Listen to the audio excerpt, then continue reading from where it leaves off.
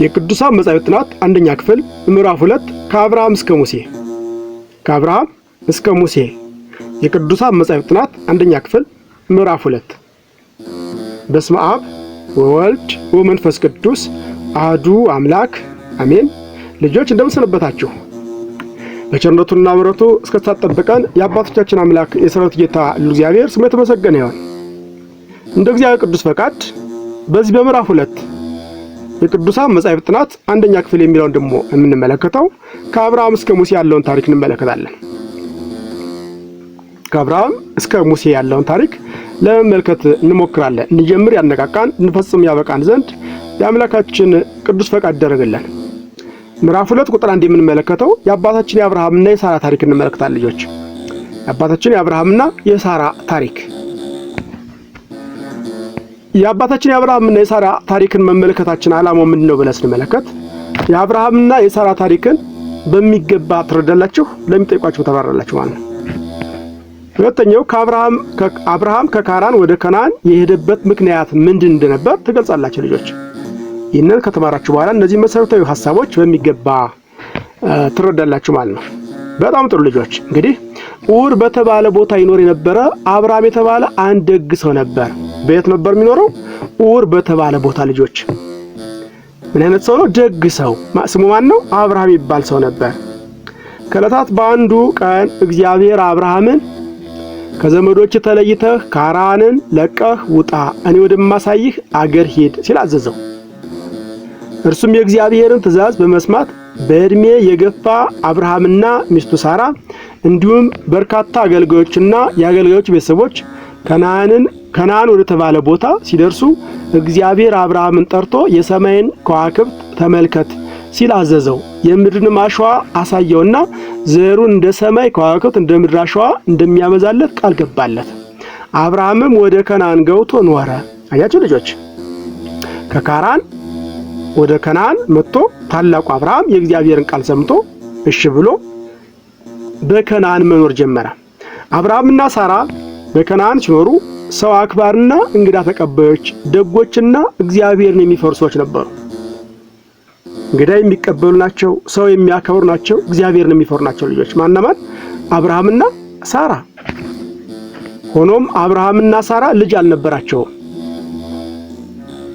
እድሜያቸውም ልጅ ለመውለድ አልፎባቸው ነበር።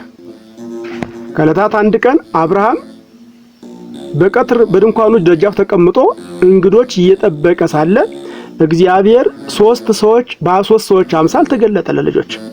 አያችሁ፣ አብርሃም እንግዳ እየፈለገ በቤቱ የሚያሳድረው እንግዳ እየፈለገ ደጅ ተቀምጦ በነበረበት ሰዓት እግዚአብሔር በሶስት ሰዎች አምሳል ለአብርሃም ተገለጸለት። ወደ ምድርም ሰገደ። ማን ነው? አብርሃም። ወደ ድንኳኑ እንዲገቡ ለመናቸው። ገብተውም ከተስተናገዱ በኋላ ሚስቱ ሳራ ልጅ እንደምትወልድ ሲነግሩት አርጅተውና ልጅ የመውለጃ ጊዜያቸው አልፎ ስለነበር እንዴት ይሆናል ስትል ሳራ ሳቀች። አያችሁ ልጆች፣ አርጅቻለሁ ስትል ማን አለች? ሳራ ሳቀች። ነገር ግን ሁሉን ቻይ የሆነው እግዚአብሔር አብርሃምን 100 ዓመት ሳራ ደግሞ 90 ዓመት ሆነው ሳሉ ልጅን ሰጣቸው። ስሙንም ይስሐቅ አሉት። አብርሃም የስንት ዓመት ነው?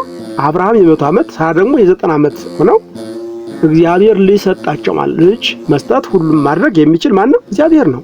ለእግዚአብሔር የሚሳነው ነገር የለም ልጆች። እግዚአብሔር ሁሉም ማድረግ ይችላል። እንዳትጠራጠሩ። የፈለጋችሁትን ሁሉ አምናችሁ እግዚአብሔርን ጠይቁት። እግዚአብሔር ለእናንተ መልካም የሆነውን እናንተን የማይጎዳቸውን አደጋ የማይደርስባቸውን ማንኛውንም ነገር ሁሉ ነገር ይሰጣቸዋል ልጆች። ስለዚህ ለአብርሃምና ለሳራ ምን ሰጣቸው? እግዚአብሔር ልጅ ሰጣቸው ማለት ነው። አያችሁ፣ ስዕሉን ተመልከቱት። እግዚአብሔር ለአብርሃም በሶስት ሰዎች አምሳል ሲገለጥለት የሚያሳይ ስዕል ነው። በሶስት ሰዎች አምሳል እግዚአብሔር ለማተገለጸለት ለአብርሃም ሲገለጽለት የሚያሳይ ነው። ጥሩ ልጆች፣ አሁን የመለጃ ጥያቄዎች አሉ፣ እነሱ ትመልሳላችሁ። አብርሃምና ሳራ ለምን ወደ ከነዓን ሄዱ? ለምን መስላችኋል? አዎ ከካራን ነው የነበሩት። ካራን ክፉ ኃጢአት የሚሰራባት፣ እግዚአብሔር የማይመለክባት፣ እግዚአብሔርን የማታውቅ ቦታ ስለነበረች እግዚአብሔር ግን መልካም የሆነውን አብርሃምን ከካራን ወጥተህ ወደ ከነዓን ሄድ ብሎ አዞታል ማለት ነው። ጥያቄ ቁጥር 2 አብርሃም በመጀመሪያ ምን በተባለ ቦታ ይኖር ነበር? ማን ይባላል ልጆች? አብርሃም የሚኖርበት ቦታ ኡር ይባል ነበር ካላችሁ ትክክል ናችሁ። ኡር በተባለ ቦታ ይኖር ነበር አብርሃም። ጥያቄ ቁጥር 3 የአብርሃምና የሳራ ልጅ ማን ይባላል? ስሙ ማን ነው? ይስሐቅ ካላችሁ ትክክል ናቸው። በጣም ጥሩ ልጆች። አሁን ደግሞ የይስሐቅ ልደትና እድገት እንመለከታለን። የይስሐቅ ልደትና እድገት ይህንን መመልከት ምን አስፈለገ? ዓላማው ምን ነው ብለን ስንመለከት ልጆች የይስሐቅ ልደትና እድገትን ትማራላችሁ በሚገባ ማለት ነው። የይስሐቅ መልካም ባህሪያትን ትዘረዝራላችሁ። ይስሐቅ መልካም ባህሪ ያለው ጥሩ ሰው ስለነበር የሱም ባህሪ እናንተም ትዘረዝራላችሁ። ቀጣዩ የምትመለከቱት ይስሐቅ ለመስዋዕት የቀረበበት ምክንያትን ትገልጻላችሁ ማለት ነው። መጀመሪያ ትማራላችሁ፣ በመጨረሻም ስትጠየቁ ይስሐቅ ለምን መስዋዕት ሊሆን ቀረበ የሚለው ታብራራላችሁ ማለት ነው። በይስሐቅ ፈንታ ምትክ የተገኘ በግ ከየት እንደተገኘ ትናገራላችሁ ማለት ነው። ይስሐቅ ሊታረድ በነበረበት ሰዓት እግዚአብሔር መታዘዙን አይቶ በግ ሰጥቶት ነበር ለአብርሃም። ይስሐቅን ተወና ይህንን በግ ሰዋልኝ ብሎ በግ ሰጥቶት ነበር። ያ በግ ከየት እንደተገኘ ታብራራላችሁ ማለት ልጆች። በጣም ጥሩ። ይስሐቅ በቅድስት ሥላሴ ብስራት የተወለደ ልጅ ነው። አያችሁ ልጆች፣ ልጅ የዛሬ ዓመት ትወልዳላችሁ ብሎ ቅድስት ሥላሴ ባበሰሯቸው መሰረት አባታችን አብርሃምና እናታችን ሳራ ልጅ ወልደዋል። ይህም ልጅ ይስሐቅ ተብሏል ማለት ነው። እናትና አባት አብርሃምና ሳራ በእርጅና ዘመናቸው ነው የወለዱት።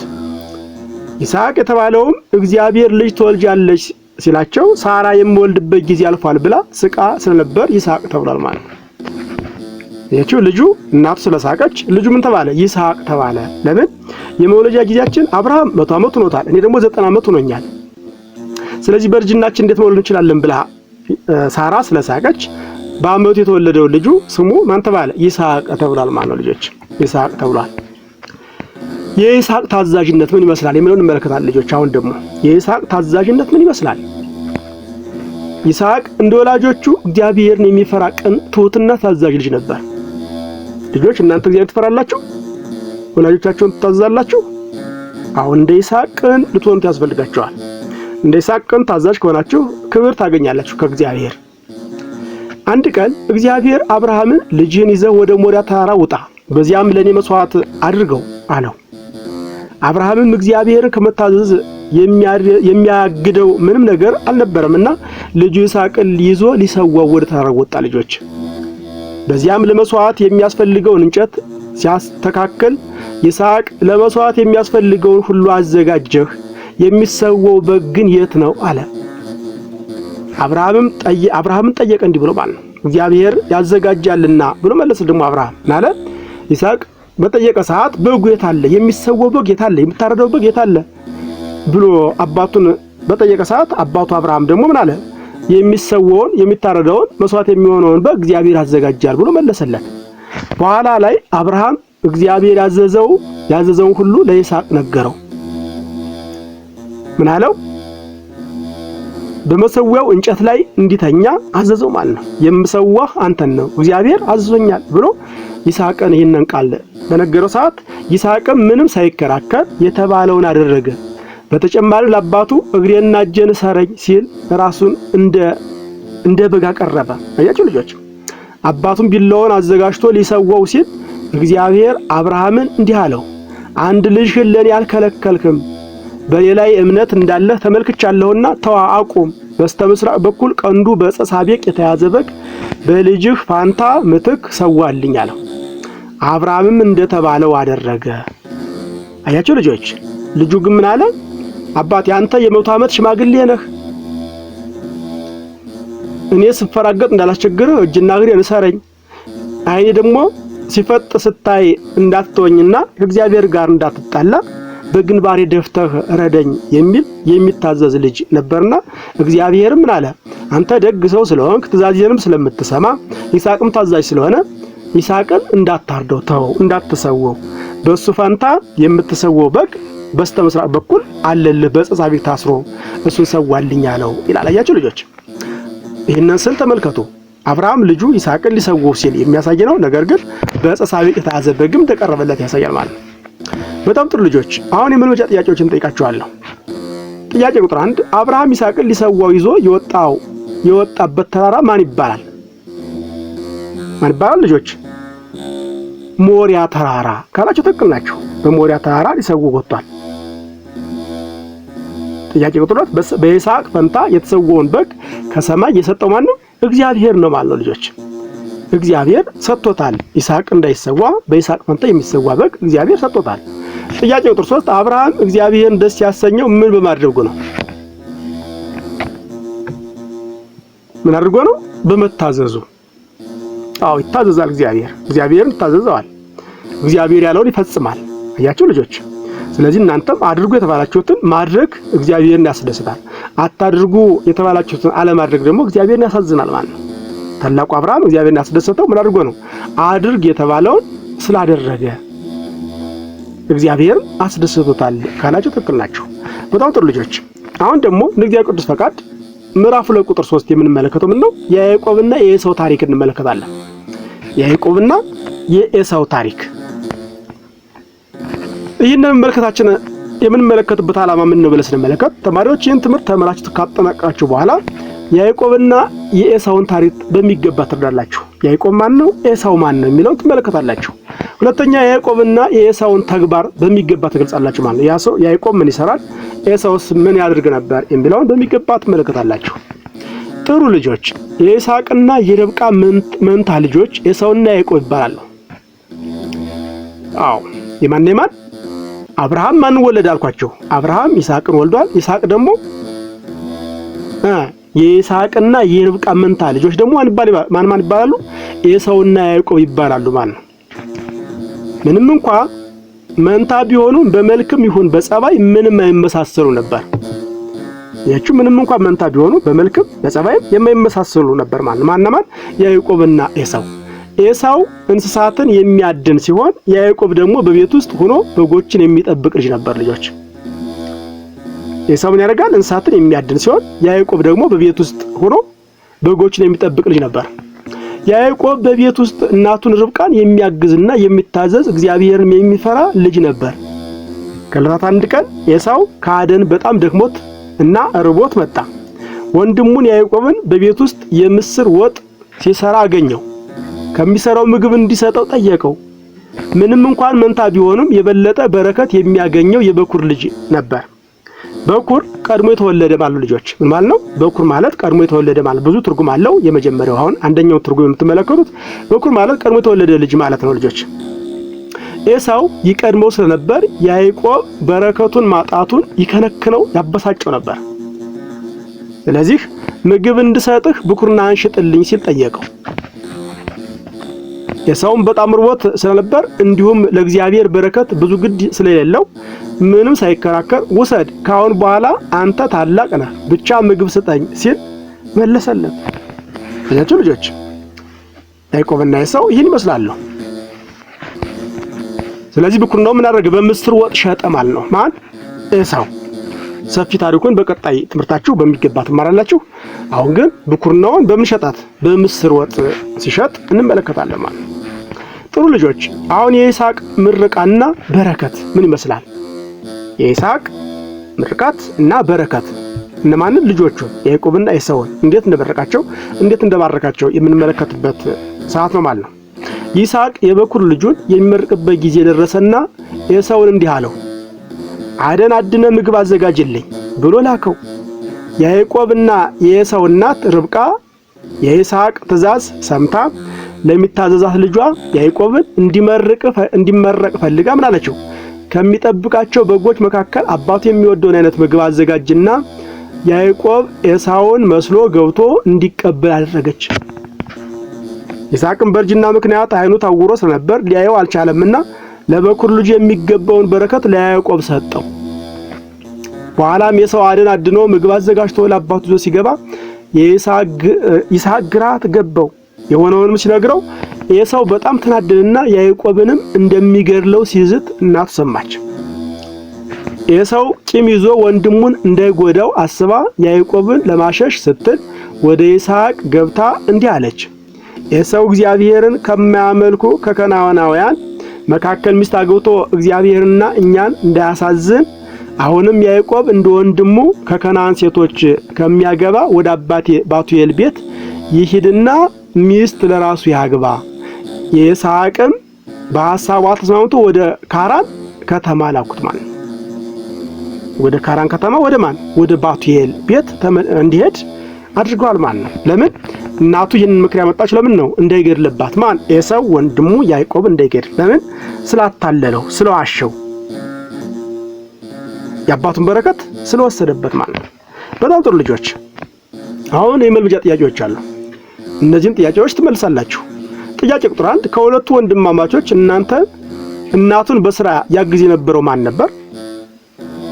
ከሁለቱ ወንድማማቾች እናቱን በስራ የሚያግዝ የነበረው ማን ነው ልጆች? ያዕቆብ ነው ካላችሁ ትክክል ናችሁ። ጥያቄ ቁጥር 2 በኩር ማለት ነው? በኩር ማለት የመጀመሪያ ልጅ ማለት ነው። ጥያቄ ቁጥር 3 ብኩርናን በምስር ወጥ የሸጠ ማን ይባላል? ለምንስ ሸጠው? ብኩርናውን በምስር ወጥ የሸጠው ኤሳው ይባላል። ለምን ሸጠው? እርቦኛል ብሎ እንዲሁም ደግሞ ለብኩርና ለእግዚአብሔር ክብር ስላልሰጠ ለእግዚአብሔር የሰጠውን ጸጋ ስላቃለለ ብኩርናውን በምስር ወጥ ሽጧል ካላችሁ ትክክል ናችሁ ልጆች። በጣም ጥሩ። አሁን ደግሞ ምዕራፍ 2 ቁጥር 4 የያዕቆብ ልጆች ታሪክ የሚለውን እንመለከታለን። የያዕቆብ ልጆች ታሪክ። ይህንን መልከታችን ዓላማው ምን ነው ብለን ስንመለከት ተማሪዎች ይህንን ከተማራችሁ ካጠናቀቃችሁ በኋላ የያዕቆብና የቤተሰቡን ታሪክ በሚገባ ታውቃላችሁ። ያዕቆብና የቤተሰቡን ታሪክ በሚገባ ታውቃላችሁ። እንዲሁም ደግሞ ያዕቆብ በስደት እያለ ምን እንደገጠመው ታብራራላችሁ ማለት ነው። ያዕቆብ በስደት እያለ ምን እንደገጠመው ታብራራላችሁ። በጣም ጥሩ ልጆች። ያዕቆብ ከወንድሙ ጋር ከጣላ በኋላ ወንድሙ ኤሳው እንዳይገድለው ፈርቶ ሸሸና ወደ አንድ ቦታ ደረሰ። ፀሐይ ጠልቃ ነበርና በዚያም አረፈ። በዚያም ስፍራ ድንጋይ ተንተርሶ ተኛ። በሕልሙም ከምድር እስከ ሰማይ መሰላል ተዘርግቶ ተመለከተ። የተኛባትንም ቦታ ቀደሰው፣ ባረከው። ያም ቦታ ቤቴል ተባለ ልጆች። ቤቴል የእግዚአብሔር ቤት ተባለ። ያቺው ልጆች ያዕቆብ ተኝቶ በነበረበት ሰዓት ወደ አጎቱ ወደ ባቱኤል ወደ ካራን ቦታ ሲሄድ ስለመሸበት ከመንገድ ልፍ ብሎ ተኛ። በተኛም ሰዓት ከምድር እስከ ሰማይ መሰላል ተዘርግታ በዚያም መሰላል መላእክት ሲወጡባት ሲወርዱባት ተመለከተ። በኋላም እቺ ቤቴል የእግዚአብሔር ቤት ናት ብሎ እንደሰየማት የሚያሳይ ነው ማለት ነው። ከዚያም ተነስቶ አጎቱ ላባ ዘንድ ወደ ካራን ሄደ። በዚያም ካጎቱ ከላባ ጋር ኑሮ እስከ 7 ዓመት ድረስ ስለታናሸቱ ልጅ ስለ ራሔል ያጎቱን መንጋ በመጠበቅ አገለገለ። አጎቱ ላባም ራሔልን አቆይቶ በራሔል ፋንታ ልያን ተክቶ አጋባው። ያዕቆብ ለምን አታለልከኝ ባለ ጊዜ የሰርጉ ቀኖች ከተፈጸሙ በኋላ ራሔልን ደግሞ እሰጣለሁና አንተም ሌላ 7 ዓመት ስለርሷ ታገለግለኛለህ ማለት ቃል ገባለት። ያዕቆብም ራሔልን በጣም ይወዳ ስለነበር ተጨማሪ 7 ዓመት ካገለገለ በኋላ ያዕቆብ ራሔልን አጋብቶታል ማለት ነው። ለያዕቆብ ራሔልን አጋብቶታል። ያዕቆብ በአጎቱ ሀገር ለ20 ዓመታት ያህል ከኖረ በኋላ እግዚአብሔር ወደ አባቱ ሀገር እንዲመለስ ነግሮታል። በሚመለስበትም ወቅት ጵኒኤል በምትባል ስፍራ እግዚአብሔር ተገልጦለት ስምህ ያዕቆብ አይባል ካሁን በኋላ ስምህ እስራኤል ይባላል ብሎ ስሙን ቀይሮለታል ማለት ልጆች። በየት ጵኒኤል በሚባል ቦታ እንዳትረሱ ልጆች። እቺን ቦታ የያዕቆብ ስም የተቀየረበት የኛም ስማችን ይቀየርላል ልጆች። ወደ መልካምን ማንነት እንዲቀየርልን አምላካችን ይርዳን። ስለዚህ ጵኒኤል በምትባል ስፍራ እግዚአብሔር ተገልጦ ስምህ ካሁን በኋላ ያዕቆብ አይባል ካሁን በኋላ ስምህ እስራኤል ይባል ብሎ ስሙን ቀይሮለታል ማለት ነው። ያዕቆብ በአጠቃላይ 12 ወንዶች ልጆች ሲኖሩት ከልያ ሮቤል፣ ስምዖን፣ ይሁዳ፣ ይሳኮር እና ዛብሎን የተባሉ ልጆች ወልዷል ማለት ነው። ከማን ከልያ ከተባለችው መጀመሪያ ካገባት ከልያ እነዚህን ልጆች ሲወልድ ከራሔል ደግሞ ዮሴፍና ብንያም የተባሉ ልጆች ወልዷል ማለት ነው። በተጨማሪም ከራሔልና ከልያ አገልጋዮች ዳንና ንፍታሌም፣ ጋድና አሴር የተባሉ ልጆች ወልዷል ማለት ልጆች። በጣም ጥሩ። እነዚህም ይገባል ትዛች ያስፈልጋቸዋል።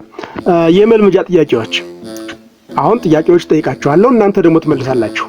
ጥያቄ ቁጥር 1 ያዕቆብ አጎቱ ላባን ያገለገለው በአጠቃላይ ለስንት ዓመት ነው? ስንት ዓመት ነው ልጆች? 14 ዓመት ካላችሁ ትክክል ናችሁ። መጀመሪያ ራሔል ለማግባት ሲል 7 ዓመት አገለገለው። ከዚያ በኋላ ራሔል ያጋባ መስሎ ልያን ሰጠው። በዚህ ማዘነ እንደገና 7 ዓመት ተጨማሪ ካገለገልከኝ ራሔልን ሰጣለሁ አለው። ተጨማሪ 7 ዓመት ደግሞ በማገልገል ራሔልን አግብቷል ማለት። ስለዚህ 14 ዓመት አገልግሏል ማለት። የራሔል ልጆች ማን ማን ይባላል? ልጆች ማን ናቸው? ዮሴፍና ቢንያም ካላችሁ ትክክል ናቸው። ጥያቄ ቁጥር 3 የያዕቆብ ስም እስራኤል ተብሎ የተቀየረበት ቦታ ማን ይባላል? ጵኒኤል አላችሁ። ጵኒኤል በሚባል ቦታ የያዕቆብ ስሙ ተቀይሮ ማን ሆኗል? እስራኤል እንደተባለ ተመልክተናል ካላችሁ ትክክል ናቸው ልጆች። በጣም ጥሩ። አሁን ደግሞ ምዕራፍ 2 ቁጥር 5 የራሔል ታሪክ የሚለውን እንመለከታለን። የራሔል ታሪክ ምዕራፍ 2 ቁጥር 5 የቅዱሳን መጻሕፍት ጥናት አንደኛ ክፍል ከሚለው መካከል ምዕራፍ 2 ቁጥር 5 የራሔል ታሪክ። ያዕቆብ ወይም እስራኤል በጣም ይወዳት የነበረችው ሚስቱ ራሔል ትባላለች። ራሔልን በጣም ይወዳት ነበር። ሊያ የራሔል ታላቅ እህት ለያዕቆብ ሮቤል፣ ስምዖን፣ ሌዊና ይሁዳን ወለደችለት። ራሔል ግን ልጅ አልነበራትም። በዚህም በጣም ታዝንና እግዚአብሔርን አጥብቃ ትጠይቀው ነበር። እንዲያውም አገልጋዩን ባላን ለያዕቆብ ሚስት አድርጋ ሰጠችውና ጋድንና አሴርን ወለደ። ሊያ እንደገና 2 ወንዶች ልጆችን ማለትም ይሳኮርና ዛብሎን ወለደች። በመጨረሻም እግዚአብሔር የራሔልን ጸሎት ሰማና ዮሴፍን ወለደች። ራሔል ሁለተኛ ጸነሰች። ራሔል ሁለተኛ ልጇን ስትወልድ በምጥ ተይዛ ለመሞት በጣር ላይ እያለች ለልጇ ቤንኦኒ ብላ ስም አወጣችለትና ሞተች። ያሳዝናል ልጆች። አባቱም አስከትሎ ብንያም ብሎ ጠራው። በሚስቱም በራሔል ሞት እጅግ አዘነ። በጣም ጥሩ ልጆች። ስለዚህ ያዕቆብ የሚወዳት እቺ ራሔል 2 ልጆችን ወልዳለች ማለት ነው። ዮሴፍና ብንያምን የወለደች ሲሆን ብንያም ሲወለድ እናቱ ምናለች? በምጥ ምክንያት ሙታለች ማለት ነው። ጥሩ ልጆች። አሁን የመልመጃ ጥያቄዎችን እጠይቃችኋለሁ። ጥያቄ ቁጥር 1 ራሔል ታዝን የነበረው በምን ምክንያት ነበር? ራሔል ታዝን የነበረው ልጅ መውለድ ስላልቻለች ነበር። ልጆች ልጅ መውለድ ስላልቻለች እንታረግ ነበር። ራሔል ታዝን እንደነበር ተምራችኋልና ይህንን ከመለሳችሁ ትክክል ናቸው። ጥያቄ ቁጥር 2 ራሔል የወለደቻቸው 2 ልጆች ማን ይባላሉ? ዮሴፍና ቢንያም ይባላሉ። ዮሴፍና ቢንያም። በጣም ጥሩ ልጆች። አሁን የማጠቃለያ ጥያቄዎችን ጠይቃችኋለሁ። የሚከተሉትን አረፍተ ነገሮች በትክክል ካነባችሁ በኋላ ትክክል የሆነውን እውነት፣ ትክክል ያልሆነውን ደግሞ ሐሰት ማለት መልሱ። ጥያቄ ቁጥር 1 አብርሃም ልጁ ይስሐቅን የወለደው በልጅነቱ ነው። መልሱ ሐሰት ነው። መቼ ነው የወለደው? በእርጅናው ነው የወለደው። አብርሃም 100 ዓመት ሚስቱ ሳራ ደግሞ 90 ዓመት በነበሩበት ሰዓት ይስሐቅን ወልደዋል ማለት ነው። ጥያቄ ቁጥር 2 አብርሃም በእንግዳ ተቀባይነት ይታወቃል። መልሱ እውነት ነው። አብርሃም በእንግዳ ተቀባይነት ይታወቃል። ጥያቄ ቁጥር 3 የእግዚአብሔርን ክብር ለፍጡራን መስጠት አምልኮ ባዕድ ይባላል። የእግዚአብሔርን ክብር ለፍጡራን መስጠት አምልኮ ባዕድ ይባላል። መልሱ እውነት ነው። እግዚአብሔርን ክብር ለፍጡር መስጠት አይገባም ማለት ነው። ጥያቄ ቁጥር 4 ያዕቆብን እስራኤል ብሎ የጠራው አባቱ ይስሐቅ ነው። ያዕቆብን እስራኤል ብሎ የጠራው አባቱ ይስሐቅ ነው። መልሱ ሐሰት ነው። ያዕቆብን ስምህ እስራኤል ይባል ብሎ የጠራው ማን ነው? እግዚአብሔር ነው ካላችሁ ትክክል ናቸው ልጆች። ጥያቄ ቁጥር 5 የወላጆች ምርቃት ለልጆች ጠቃሚ እንደሆነ የያዕቆብ ታሪክ ያሳየናል። የወላጆች ምርቃት ለልጆች ጠቃሚ እንደሆነ የያዕቆብ ታሪክ ያሳየናል። መልሱ እውነት ነው። የወላጆች ምርቃት ለልጆች ጠቃሚ እንደሆነ የያዕቆብ ታሪክ የያዕቆብ መባረክ ያሳየናል ማለት ነው። ከተሰጡት አማራጮች መካከል ትክክለኛ መልስ የያዘውን ፊደል መርጣችሁ ጻፉ። ደግሞ አሁን ምርጫ ነው ልጆች። ጥያቄ ቁጥር 1 ከካራን ወጥተህ ከነዓን ግባ የተባለው ማን ነው? ሀ አብርሃም፣ ለ ይስሐቅ፣ ሐመርኋ ያዕቆብ። መልሱ አብርሃም። ሀ አብርሃም ካላችሁ ትክክል ናችሁ። ጥያቄ ቁጥር 2 ብኩርናውን የመጀመሪያ ልጅነቱን ለወንድሙ የሸጠ ማን ነው? ሀ ይስሐቅ፣ ለ ያዕቆብ፣ ሐመርኋ ኤሳው። መልሱ ሐመርኋ ኤሳው ካላችሁ ትክክል ናችሁ። ጥያቄ ቁጥር 3 እንደ ምድር አሸዋ አበዛዋለሁ ብሎ እግዚአብሔር ቃል የገባለት ማን ነው? ዘርህን እንደ ምድር አሸዋ አበዛልሃለሁ ብሎ እግዚአብሔር ቃል የገባለት ሰው ማን ነው? ሀ አዳም፣ ለ አብርሃም፣ ሐመርኋ ኖህ። መልሱ ለ አብርሃም ካላችሁ ትክክል ናችሁ። ጥያቄ ቁጥር 4 በቅድስት ሥላሴ መልካም ፈቃድ የተወለደ ልጅ ማን ይባላል? ሀ ይስሐቅ፣ ለ ያዕቆብ፣ ሐመርኋ ኤሳው። መልሱ ሀ ይስሐቅ። ቃላችሁ ትክክል ናችሁ። በጣም ጥሩ ልጆች። እንደ እግዚአብሔር ቅዱስ ፈቃድ በቀጣይ ደግሞ ብንደርስ የያዕቆብ ልጅ ዮሴፍ ታሪክ የሚለውን እንመለከታለን። የያዕቆብ ልጅ የዮሴፍ ታሪክ የሚለውን ለመመልከት እንሞክራለን። እስከ ሰዓት በቸርነቱ ጠብቀን ለቀጣይም በቸርነቱ ያደርሰን ዘንድ የአምላካችን ቅዱስ ፈቃድ ይደረግልን። ድንግል ማርያም በምልጃዋ ታግዘን። ወስብሐት ለእግዚአብሔር ወለወላዲቱ ድንግል ወለመስቀሉ ክቡር። ይቆየን።